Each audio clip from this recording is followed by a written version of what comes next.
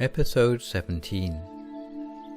Sutasoma realized the man-eater's attitude had softened, so he told the man-eater to listen to the Dharma respectfully.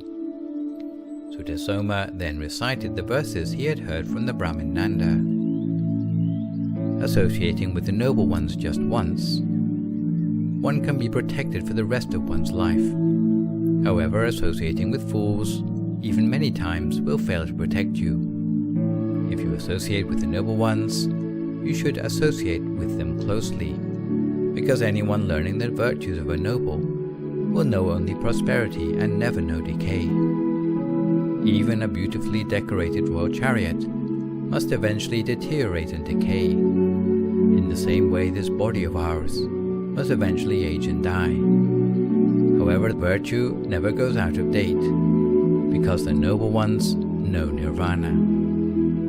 Just as the earth and sky are far apart are the two sides of the ocean. But all these are not so far apart as the behavior of nobles as compared to fools. The man-eater understood the meaning of all the verses recited.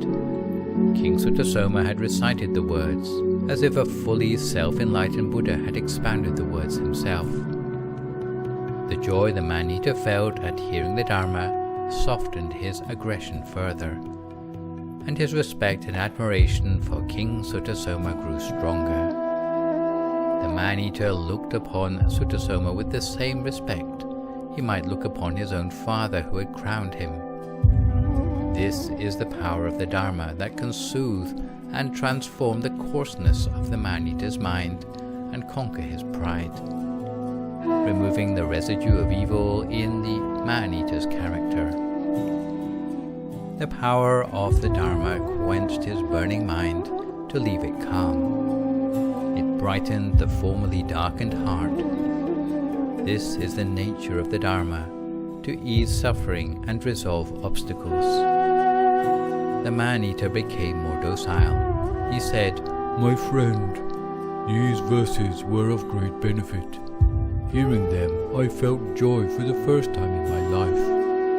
No treasure could be worth enough to repay the value of those verses. So instead, I would like to grant you 4 requests. You can ask anything you like of me, and I will do all in my power to grant those requests." Man-eater, you are still drunk with your own delusions of immortality and are unable to tell the difference between right and wrong, heaven or hell. Addicted to the craving for flesh procured immorally, how could you ever consider yourself worthy to bless others with requests? Even if I were to tell you what I wished for, later you would just change your mind. There's no guarantee I can trust a word you say. The man-eater agreed. Whoever offers to grant a request and later goes back on their word shouldn't offer to grant the request in the first place. Believe me, I would rather lay down my life than to break my word to you, Your Majesty.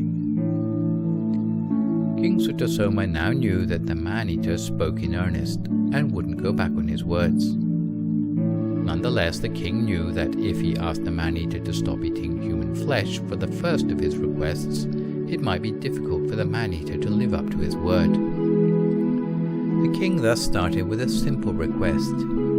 It takes a wise man to know a wise man, so may you agree to live for 100 years? The man-eater was flattered that the king saw him as a wise man and his equal, and was touched that the king was worried about his health.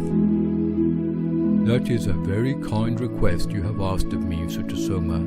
It would be my pleasure to grant this request. Sutasoma continued, "Furthermore, I request all the kings and governors that you've captured be withdrawn from the sacrifice. This is my second request." I also grant this request to save all the kings of India from the sacrifice. Furthermore, I request that all the kings and governors you have captured be released and allowed to return to their cities in safety.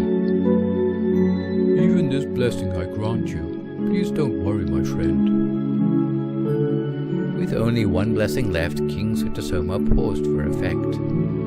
His silence made the man-eater uncomfortable, because he didn't know if the king would ask him what he was thinking. Finally, King Sutasoma spoke deliberately, saying, "Man-eater, your kingdom of Kasi is now vacant. Your subjects have left their homes to live in other kingdoms out of fear of the harm brought to them by you, the man-eater. Thus my last request to you is that you stop eating human flesh."